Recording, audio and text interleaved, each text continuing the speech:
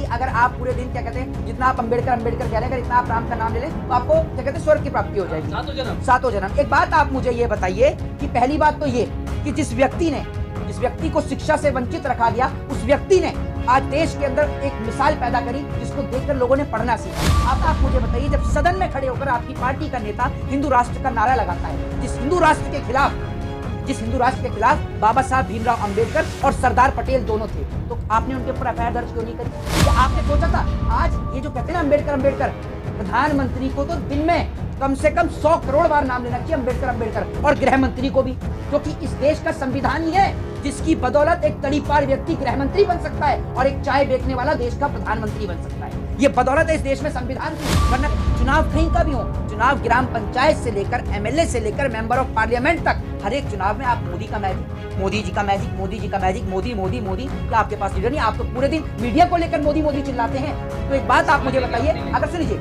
अगर एक व्यक्ति बाबा साहब का नारा लगा रहा है तो आपको आपत्ति क्या? मैं पूछना चाहता हूँ, एक बात आप मुझे बताइए, जिस बाबा साहब भीमराव अंबेडकर ने इस देश के लोगों को बोलने का हक और अधिकार दिया, अपनी बात को रखने का अधिकार दिया, राइट टू स्पीच का अधिकार दिया, राइट टू फ्रीडम का अधिकार दिया, स्वतंत्रता का अधिकार दिया, समानता का अधिकार दिया, अपने धर्म को मानने का अधिकार दिया, अगर हम उन बाबा साहब भीमराव अंबेडकर नाम एक नहीं 1000 बार नहीं 1 करोड़ बार भी लेते हैं तो भी कम है। एक बात आप मुझे बताइए, अगर आज आप पत्रकार हैं, अगर आज आप पत्रकारों को पत्रकारिता करने से रोका जाता है, तो अगर आप एफआईआर दर्ज कराते हैं तो आप किस बिहाफ पर कराते हैं? देश के संविधान के बिहाफ पर, कि देश का संविधान आपको बोलने की आजादी देता है, अपनी बात को रखने की आजादी देता है, तभी तो आप इस देश के अंदर पत्रकारिता कर रहे हैं। एक पत्रकार को अधिकार है कि वो सरकार से सवाल कर सके। तो आप मुझे एक बात बताइए, या फिर कोई भी व्यक्ति अगर किसी की प्रॉपर्टी पर कब्जा हो जाता है, किसी का झगड़ा हो जाता है, तो वो एक ही बात कहता है कि मैं आपको कोर्ट में देखूंगा। तो इस देश के अंदर देश के प्रत्येक नागरिक को कोर्ट में जाने का हक और अधिकार इस देश के बाबा साहब भीमराव अंबेडकर ने दिया,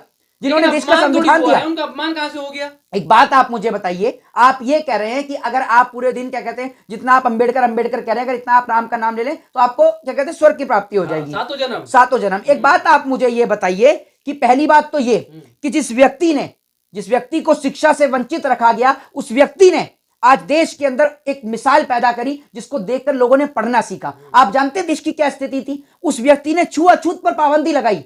आज जब आप कहते हैं कि भाई, और उसके बाद में अमित शाह जी ये कहते हुए नजर आते हैं कि उनकी पार्टी जो है वो बाबा साहब का सम्मान करती है। एक बात आप मुझे बताइए, जब सदन में खड़े होकर आपकी पार्टी का नेता हिंदू राष्ट्र का नारा लगाता है, जिस हिंदू राष्ट्र के खिलाफ बाबा साहब भीमराव अंबेडकर और सरदार पटेल दोनों थे, तो आपने उनके ऊपर एफआईआर दर्ज क्यों नहीं करी? या आपने अपने नेताओं को क्यों नहीं बोला कि वो अंबेडकर साहब का अपमान कर रहे हैं? अंबेडकर साहब तो हिंदू राष्ट्र के खिलाफ थे, क्योंकि अंबेडकर साहब ने भारत को एक डेमोक्रेटिक कंट्री बनाया, एक लोकतांत्रिक देश बनाया।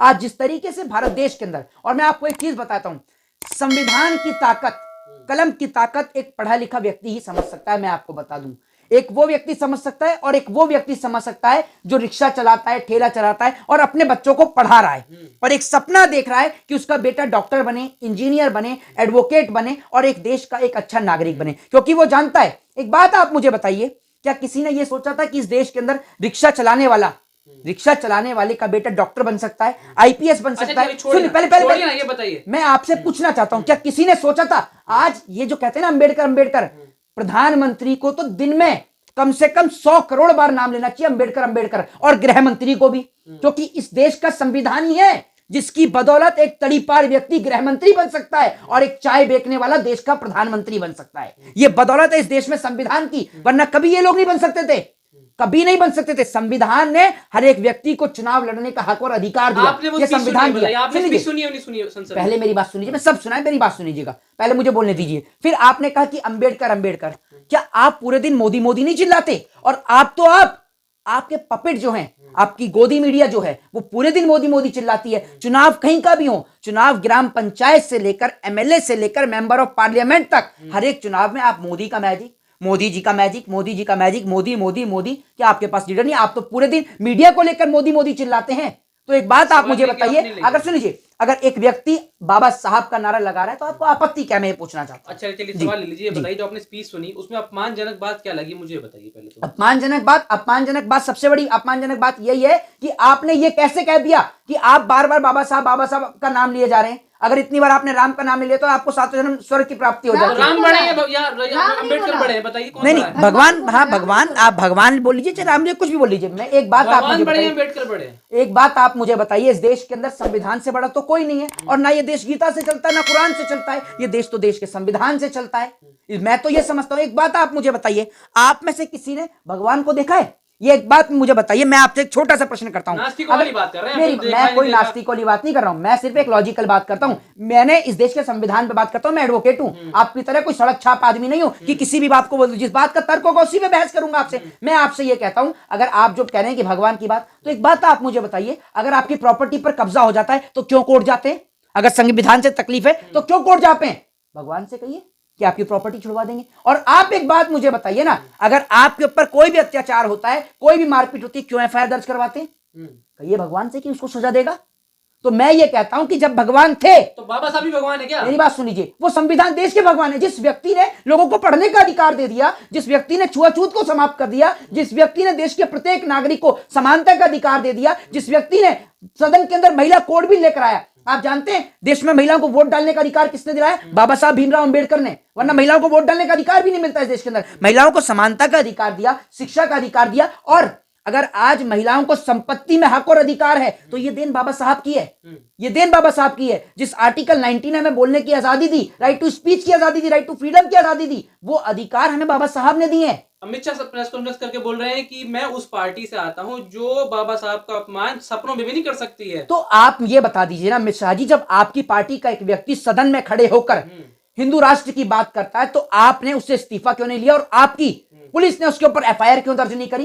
क्योंकि बाबा साहब तो हिंदू राष्ट्र के खिलाफ थे, उन्होंने तो डेमोक्रेसी की बात करी, लोकतंत्र की बात करी, तो आपने उनके ऊपर एक्शन क्यों नहीं लिया? कोई भी मुझे बता दे कि कहां आपने एक्शन लिया। आप हिंदू हैं, ब्राह्मण हैं, तो ये बताइए ना कि आपको स्वर्ग की प्राप्ति जय भीम करके होगी या जय श्री राम करके होगी? I proud to be Indian, और गर्व के साथ कहता हूं कि अगर इस देश के अंदर संविधान को पढ़ूंगा, इंसानियत और मानवता का फर्ज अदा करूंगा, तो निश्चित तौर पर स्वर्ग की प्राप्ति होगी मुझे। और मैं आपको एक बात बता दूं, ये मैं नहीं, ये मेरे प्रभु भगवान श्री कृष्ण श्रीमद् भगवत गीता के अंदर कहकर जाते हैं कि नर ही नारायण है, इंसान ही भगवान है। और जो बात भगवान श्री कृष्ण ने कही है वही बात बाबा साहब भीमराव अंबेडकर ने ही कही है कि इंसान से बड़ा कोई नहीं है। आपने इंसान को पूज लिया, आपने साक्षात भगवान को पूज लिया। और आज एक बात आप मुझे बताइए, देश और समाज में जिस तरीके से प्रधानमंत्री नरेंद्र मोदी जी की एक और तो पार्टी यहां मस्जिदों के नीचे मंदिर खोजने का काम कर रही है, और वहीं देश के प्रधानमंत्री भारत देश के मुसलमानों से नफरत करते हैं और विदेशों के मुसलमानों के साथ व्यापार कर रहे हैं, वहां से अवार्ड ले लेकर आ रहे हैं। और एक बात आप मुझे बताइए, आज जो आप कह रहे हैं अंबेडकर बाबा साहब की जो आप बात कर रहे हैं,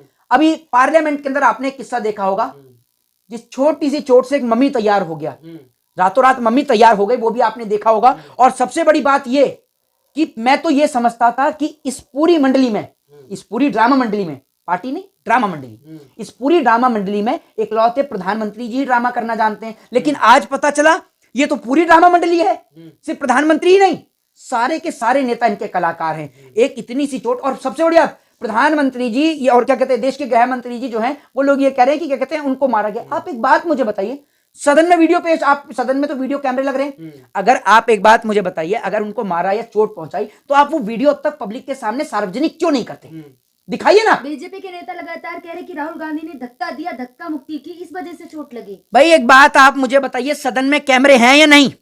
सदन के कैमरों में आप दिखाइए कौन सी धक्का मुक्की में चोट आई। और मैंने तो पहली बार देखा, पहली बार मैंने ये देखा कि इतनी मोटी पट्टी बंध गई है, लेकिन सबसे बड़ी बात है कि रिपोर्ट में कुछ नहीं आया, और डॉक्टर भी खड़े होकर स्माइल कर रहे थे। वो तस्वीर पूरे देश ने देखी है जिसमें डॉक्टर भी हंस रहे थे, क्योंकि खतरे से खाली होंगे इसलिए स्माइल कर रहे हैं। नहीं, एक बात आप मुझे बताइए, खतरे से खाली है? मैं तो ये देख रहा था कि इस देश के अंदर एक आम नागरिक जो खून में लथपथ होता है उसका इलाज नहीं होता, और उसके इलाज तो क्या उसकी रिपोर्टों का पता नहीं होता, और एक व्यक्ति जिसको मामूली सी चोट आई जो देखी भी नहीं देश के लोगों ने, ऐसे कर कर उस पे ऐसे हाथ रखा हुआ था, कभी पेपर रखा हुआ था, कभी रुमाल रखा हुआ था, देश के लोगों ने देखी भी नहीं, और उसके बाद तो भैया दोपहर होते होते तो पूरी पट्टी तैयार हो जाती है। मेरे को तो इस बात का डर लग रहा था कि कहीं रात होते होते ये पूरा मम्मी तैयार ना कर दें। और सुन लीजिए, आप कम बात समझते हैं। मेरी बात सुन लीजिए, मैं पहली बात वही तो मैं आपसे कह रहा हूं। एक बात आप मुझे बताइए, देखिए पहली बात तो ये महिला पत्रकार है, एक बात आप थोड़ा सा आप इधर आइए, मैंने ऐसे कर दिया, इनको 10 बार हिला दिया, हो गया आईसीयू में भर्ती है,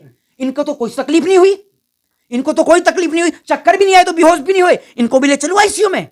मतलब धक्का मुक्की में। एक बात आप मुझे बताइए, छुई मुई का फूल थे क्या?